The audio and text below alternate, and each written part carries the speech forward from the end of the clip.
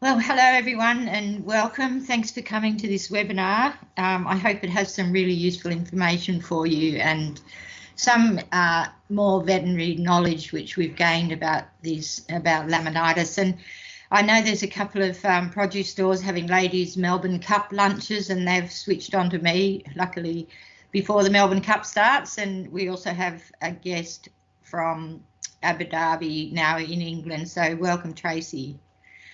Okay, so we're going to have a look today at laminitis, and one of the big things I want to discuss with you is the emergency management, because that can make a difference even when clinical signs have developed. Okay.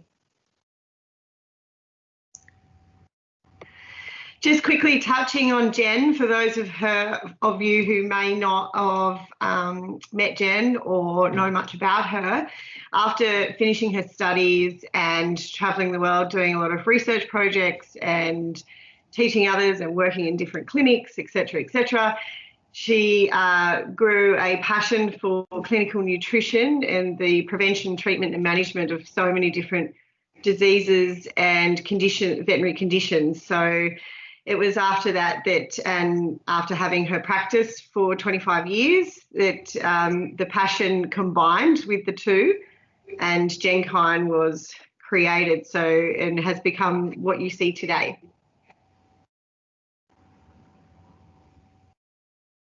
So one of the first things, and this is sort of just something we've discovered in the last couple of years from research by Kathy McGowan, is that we all know horses get laminitis, or they're at risk if they're post-surgery, or they've foaled and retained fetal membranes, or they've got into the feed shed and gorged on something they shouldn't. But more than 90% of horses that come with just laminitis, okay, so no history of injury, surgery, infection or systemic inflammatory conditions, 90% of them have laminitis because of endocrine disorders. Okay, so that's commonly known as equine metabolic syndrome. Now, equine metabolic syndrome is the pathophysiology of it, and what's going on in the horse is very similar to diabetes in humans. So it's an elevated level of insulin. And we can predict which ponies are likely to get a pasture-associated laminitis by measuring their basal, which just means, resting unfasted level of insulin. The other ways we can predict that horses might be at increasing risk is if they have a body condition score of greater than 7 out of 9, a crusty neck score of greater than 3, certainly 4 out of 5, and then, as I said, the resting unfasted insulin levels. Also, we looked at leptin, which is one of the hormones involved in body weight, but even just the basal insulin alone can predict incipient laminitis. So what that means, and I'll touch on this later, is that you really do need to get some blood tests done for many reasons, one of which is the horse, to know which horses are at risk and step in quickly to manage it, but also because knowing what the fasting insulin is, the unfasting insulin, allows us to make the best decision as to whether at all or when horses should be allowed to return to pasture. Now, the problem with body condition scoring is there are significant limitations in that once you get over 5 on the scale of 1 to 9, it's not related to the amount of total body fat. There's also limitations not just in owners but in veterinary assessments and estimations. So more recently they've been looking at measures such as the body girth, which is really just seeing if you can get your belt hole done up another buckle, and the crusty neck score. So they're actually more practically useful than body condition. Now let's have a look at the emergency risk management. So the important thing to remember is that we often can't find what the cause was. So you come out in the morning and suddenly your horse is showing signs of foot pain. On this slide you can also see other signs of that laminitis may be developing. And look, if you look at the bottom one, they can show no signs at all. And many of these metabolic ponies, especially in the breeds that are more prone to laminitis, they can have many episodes without showing any sign at all. And it's not till you x-ray them or have a close look at the foot, you'll see the changes occurring, but the horse has never shown any sign of lameness. Now, that can be difficult if a horse is sore in all 4 feet, because if they're all sore, it's not going to be head bobbing or hip hiking, but often they can be having inflammation of the lamina in the feet with no sign at all. So, as I said, once you see any of these signs, it's really important to act quickly. If horses that are at risk of pasture-associated laminitis have a big feed of some pasture sugars, and they needn't be fat for this, just like, you know, human diabetics aren't all overweight. They can, if they have a feed of something which upsets their insulin levels, they can show laminitis. They can develop laminitis within 16 hours. The trouble is they don't often show it until at least 48 hours. So we're already 48 hours behind the disease process. Now, there's a way that's been shown to reduce the progress of the disease. So it's not just in the early stages, but even in a horse that is showing clinical signs, is to use an ice slurry. And this is really important because if you can manage it for 48 to 72 hours, you can really make a huge difference to the amount of damage that it's occurring in the foot. If, however, they have an infection such as an abscess or seedy toe, then you shouldn't do the icing. So how do we do the icing? Well, you don't actually need a whole lot of expensive gear or special equipment or boots. You can just use a plastic bag, put the feed in the bag, pour the crushed ice in, put some salt in there, and then attach it with a bandage around the hock or the knee. It should reach up to the hock and the knee so the whole leg cools. This slide gives you a couple of other options, but as you can see, you don't need anything but some sort of a container, even a bucket will do, and ice. Now, if you look at some of the commercially available wader style boots, they work as well, but the cold gel and ice wraps just don't do the job. They don't get enough cooling, and ice is really the way to go.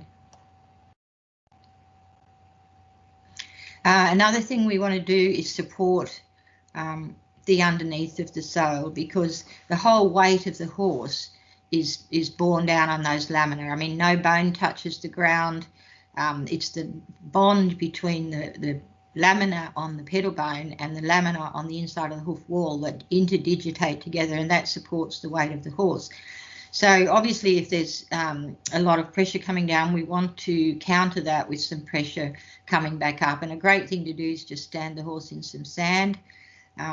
You can also use iced water in the stall. If you dig a hole, you can fill it with water, and then you can put some sand in later when the acute phase is gone, and that will help support the foot and reduce the pull of the deep flexor tendon that will be often, in many cases, is tugging on the back of the pedal bone. And then you've got the damaged lamina at the front, which allows the pedal bone to move with those combined forces. Now, finding the cause.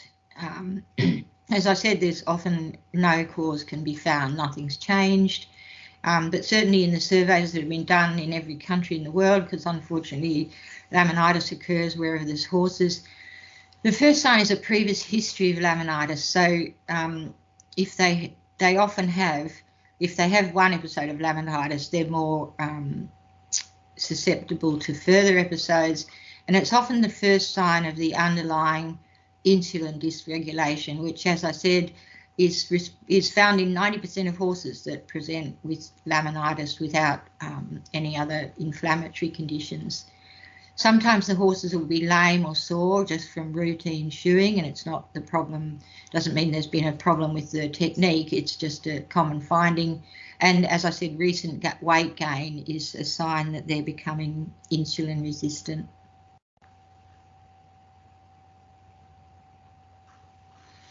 So horses that are overweight become intolerant of sugar, and so what that means is that, and what insulin resistant means is that the cells in the liver and the muscle don't respond to insulin. And so what happens then is the pancreas releases more insulin to try and get the blood sugar down. So you end up with horses with a high insulin levels, and that affects the blood vessels in the feet, and it is a different pathological process to the laminitis that follows systemic inflammatory conditions. But certainly weight gain is a good predictor that they're starting to become insulin resistant, because if the muscles and liver don't take up the glucose, the body just wants to get the blood glucose down if it's at high levels, so it just puts it straight to fat. And I'm sure we all have thought or know someone who says, I just look at a piece of cake and I put on fat, and that's really what's happening. It is being diverted preferentially to fat. So we've got a slide here on body condition score. I'm sure a lot of you have seen this chart, and it's widely available. Again, as I said, there's problems with different people's interpretations. Owners are well known for underestimating their horse's body condition and thinking they're ideal when in fact they can be too forward. But enlargement of the neck crest and getting fat deposited in certain areas around the body is better than just a straight overall body condition score. And the body condition score was developed to measure how fat pregnant quarter horse mares were getting. So it's not the gold standard. The crusty neck score, there's a lot of work being done on that, and relating it to the percentage fat in horses. The neck fat does take longer to develop usually, and longer than to decrease than other fat storage sites. So interesting, the crusty necks in herds of horses are often lower than when horses are kept individually, and this is thought to be due to competition for feed, and also they have more physical activity. And herein lies the way to manage body weight, less food and more exercise. And when we say less food, we mean starch and sugar, and more exercise. And there's nothing sort of profound about that. We know that occurs in all species, including us. Now, treatment. Treatment is fully dependent on modifying the diet and introducing exercise. Now, the amount of exercise is not something we're going to cover today, but certainly if anyone wants some advice, you can contact us, because often it's more than you think. So, but if you do get the diet right and the amount of exercise correct, the insulin and glucose blood levels can improve within 6 to 8 weeks. And as I said before, in terms of returning horses to pasture, and some of them will never be able to go back, but you really want to make sure, work with your veterinarian to look at that resting insulin level. Now, the next couple of slides are about pasture risk factors, but also I've got quite a bit of information there which shows that we really don't know. When we don't know what's caused the laminitis, there could actually be a whole lot of things happening that we just can't measure and can't see. So over 50% of laminitis cases are caused by grazing high sugar pasture or a diet high in starch and sugar. And this just doesn't refer to horses on pasture, even horses on high grain intakes like elite race horses or performance, show jumping, endurance. Any horse that's having a really high intake of grains can develop a subclinical laminitis. And that's from the starch and sugar in the grain, and it's the same with the grass. Everyone probably knows that more horses are affected in spring than in winter. And there have been several studies that have shown that proper grazing and feed management could prevent around 50% of laminitis. So that's really exciting news, and it's a great opportunity for us to learn a little bit more about the pastures and about photosynthesis and what's happening in the grass. So NSC, you've probably seen that word around, non-structural carbohydrate. It's a measure of the starches and sugars and fructans that are in the grass, and higher levels are more likely to initiate laminitis. And a change in those starch levels, as we'll go through in the next couple of slides, can occur under many environmental situations which we're not aware of, but that can often be the cause of an out-of-the-blue episode of laminitis. So horses have a preference for sugar, phosphorus and salt, just like we like sugar, fat and salt. So they will selectively choose high sugar plants, and even a lot of weeds like dandelions can be really high in sugar, and the horses do like that very much. The NSC levels can also be high during drought and when nighttime temperatures are low and the days are sunny. And the reason for that is that, you know, we've all heard of photosynthesis. The definition of carbohydrate means plant sugar. So photosynthesis, plants are basically a sugar factory. So when the sun's shining, they make lots of sugar, and over night time, over the night dark hours, they use that sugar for their respiration to survive until they can begin making more sugar and photosynthesizing when the sun's out again. So there's a couple of other points there that whether you should let your horse out on pasture is basically based on body condition and the neck fatness,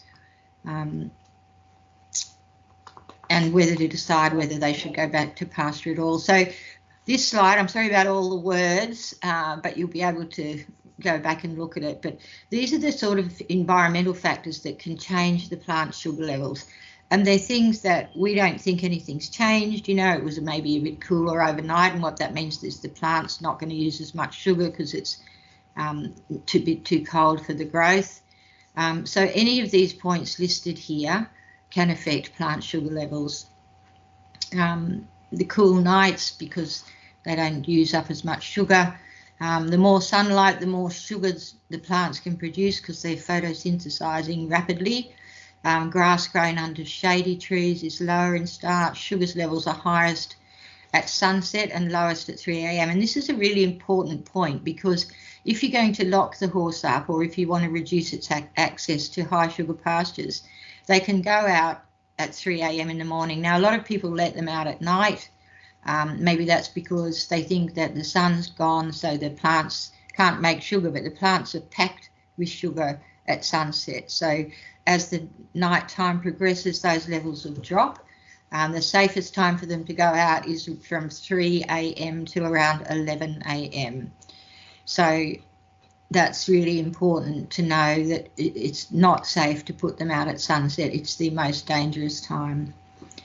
You can also look at things like grazing muzzles, strip grazing, or restricting the grazing time to try and reduce their sugar intake. Mowing and slashing in some grass species can actually increase the amount of sugar because the sugars are kept as starch or fructans in the stem. So for cool season grasses like ryegrass, the lower the horse grazes, the more dangerous the feed. And as I said before, weeds like dandelions can be really high in starch. The sugar is higher in tropical grasses, panic, paspalum, and the long-term gradual onsets of droughts can double the sugar and starch in Soteria, and 45 days of drought can double the sugars in cocksfoot and ryegrass, and even the speed with which the drought comes on has an impact on the sugar levels. Ryegrass is particularly high in July, regardless of the stage of growth, and even stubble can be really high in sugar because the plant stores it down low in the base of the plant. So what to feed and what not to feed. Firstly, no sugar treats like apples, carrots, bread, pasta. I don't know who gives their horse pasta, but that's one of the things listed. You have to limit or eliminate grass intake for high-risk horses.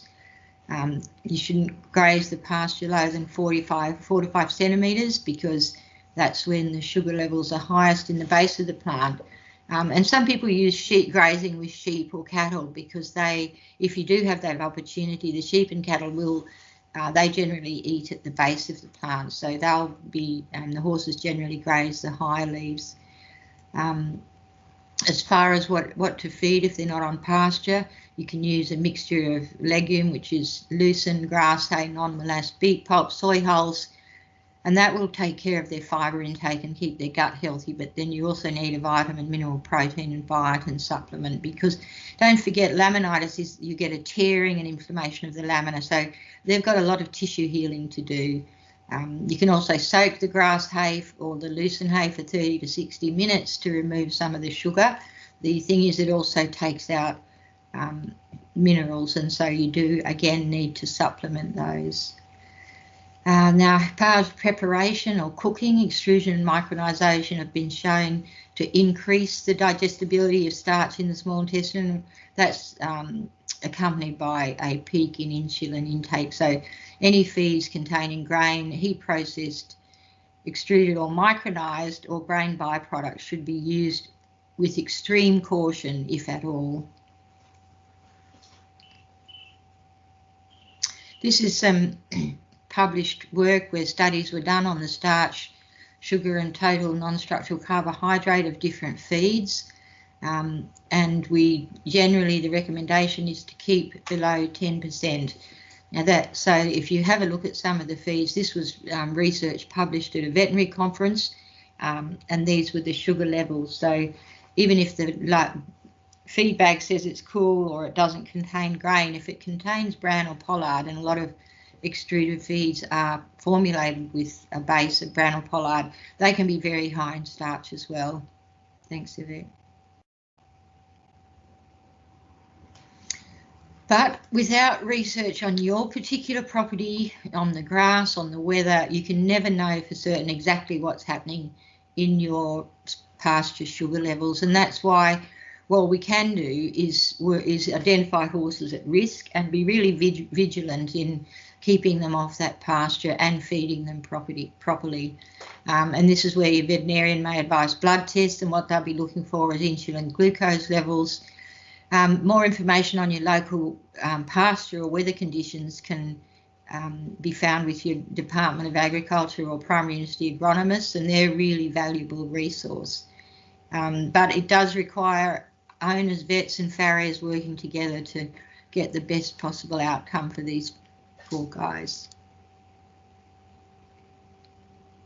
One other thing I want to quickly touch on, I know there's a lot of concern about protein. Protein levels haven't been found to be associated with laminitis or developmental orthopaedic diseases. And there's also some confusion about the percent protein. So horses need a number of grams of protein a day. They need a physical amount. And the percent protein gives you no idea of how many grams the horse is getting a day.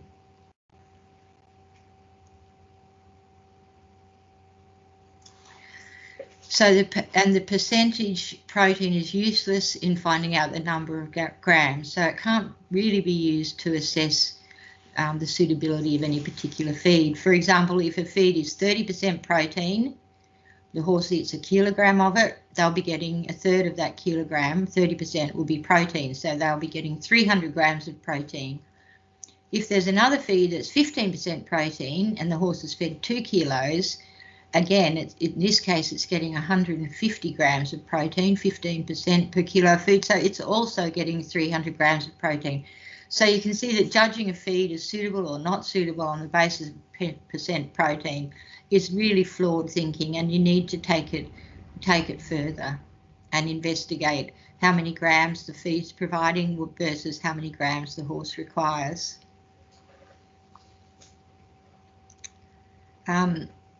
So which means you've got to multiply the percent protein by the weight of feed. Now we must also be concerned about the quality of the protein, and that is determined by the amino acid profile.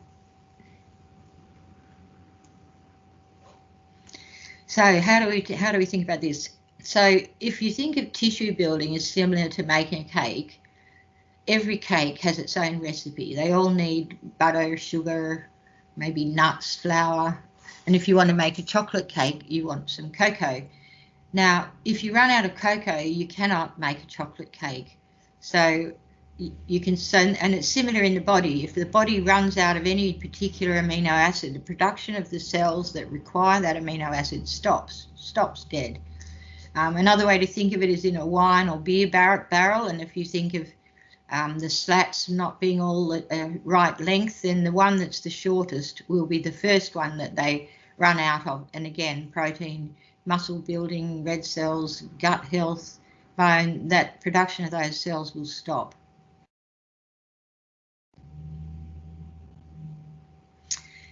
So it doesn't really matter what the percent protein is. If those amino acid levels aren't correct, it's not all going to be usable anyway. So if it feeds 15% protein, but it doesn't provide those essential amino acids, it might really only be 8% usable protein. So when you're looking at protein, go for quality, which is your amino acid profile, and quantity, which is the percent protein times the weight of the feed. Percent on its own is not useful.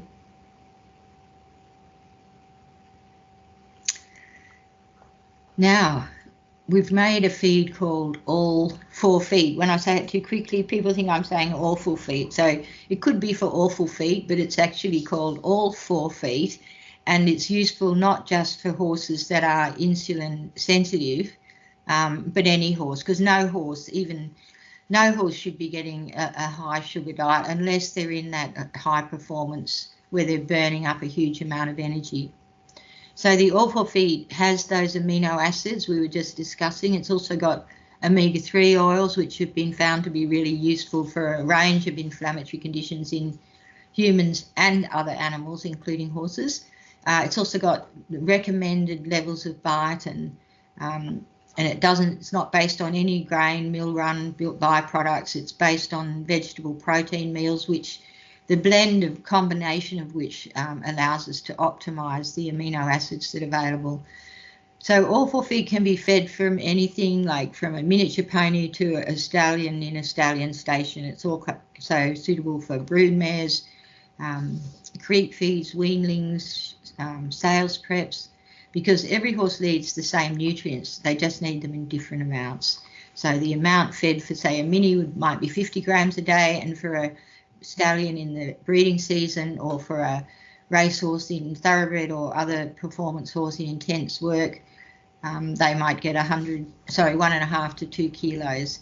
So the beauty of this feed is you can just add some grains for your high performance horses to increase the energy intake, and you can adjust the energy intake according to the work, but you're not mucking around with the levels of vitamins, minerals, amino acids and things. They're staying constant. So for that reason, for the low starch reason, but also I formulated it so it removes the need for multiple different supplements. And we do a lot of diet analyses, and it's always just heartbreaking to me, especially cases of toxicities, and people might be feeding 8 or 10 boiling things and crushing things and using a range of manufactured feeds and some various supplements, and they often approach maximum tolerable limits, especially with selenium and iodine. So the beauty of this is that you don't need to add all those supplements, except on veterinary advice, and really it's the total daily intake we need. So we do need to look at the composition of every supplement if you're using multiple, or you can just use the all 4 feed.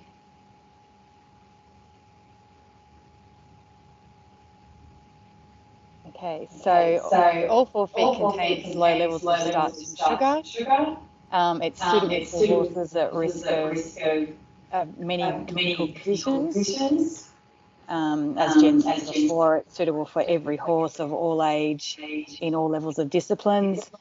And as a rough estimate, based on a 400 kilo horse in light to medium work, the feed rate can be between 150 to 250 grams a day, adjust accordingly to the needs that you need for your horse.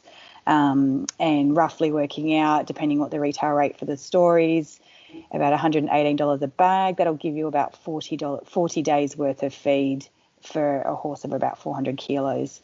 And then all you need to add is extra fibre and extra energy as required.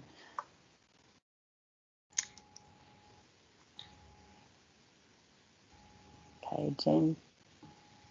Yes, so the other thing with all our products is what's been really important to me is that they provide the nutrients at the level that's been used in the clinical trials and research, international research. So we don't just sort of wave a little bit of biotin and over the product. We use the amount which is current recommendations is the amount required to show the benefits. One of the other really important things to us was that the products are of high quality. So not only are they Australian owned and produced, but they're also made in APMA licensed and ISO accredited facilities. So our manufacturers have both of those, and they also use equine clean rooms, which means that there's no risk of contamination with other feeds, i.e. some of the cattle feeds that use ingredients that are at high risk for horses. So that's been really important to us as well, so that you've got a really high quality product. Okay, Dr. Jen also offers unbiased veterinary clinical diet analysis. So as we're aware that nutrition plays a part in the horse's health, welfare and behaviour, also recovery from clinical conditions. So it's important to understand it's important to get the horse's nutrition right. Clinical nutrition goes beyond mathematical calculations, minimum recommended intakes and diet analysis. So Dr. Jen can conduct a diet personally for your horse and submit it to you using the feeds that you currently use to recalculate them, and also offer an alternate diet if that's what you're after. And then she'll have a 30-minute consult with you after that to run through any questions that you may have and all of that. So all of that can be ordered on our website, which I'll go through that shortly. We also offer a help for horse owners with our Ask Dr. Jen form on our website as well. So if you've got any questions, submit your form and Jen will personally respond to your question via email. It's another way that we can help owners and their horses. Our website also has lots of information about veterinary conditions as well as clinical nutrition. And regularly we submit articles to various magazines and publications, including the Equine Veterinary Association magazine, Hoofbeats. Articles also get submitted that are also run past the EVA for approval. The ProVet Partners in Practice, Equine News, Australian Quarter Horse magazine, Equestrian News, the monthly Pony Club Australia newsletter, and we're also in the process of rewriting and reviewing the certificate A and B for Pony Club Australia. On our online store, this is where you can go and order our products, as well as any merchandise that you might like, our diet analysis, and where you can fill in the forms for your Ask Dr. Jen. The form will be submitted straight to Jen, and we also have on offer at the moment a free diet, diet comparison. If you're interested in giving our All 4 Feed a try, Jen can run through your current diet quickly and just show you the difference in the feeds that you're currently feeding and what you could be feeding with All 4 Feed. On our website also is our nutrition booklet, so that runs through our products as well as scientific references and research that back our products, and then the actual reference links supporting that information. So that's available in hard copy or via an ebook form on our website as well. So if you want a hard copy, just send us an email and we can get a copy to you. Yeah, so thanks everyone. There's a lot of information in there, but fortunately you can go back and look at it at a slower pace, or just focus on the areas that are useful for your situation. But here, Christy, we've got the contacts if you'd like to speak to us. I meant to introduce myself before and I completely forgot. So for those who I've spoken to online, which I know there's many of you, I am Christy Morris. This is the face to that name. So apologies for not doing that earlier. Okay. Thank you. All right. Thanks for joining us. Yeah, I hope you all get some use from that information and that it helps your horses. But any questions, please feel free to be in touch. Thank you. Thank you.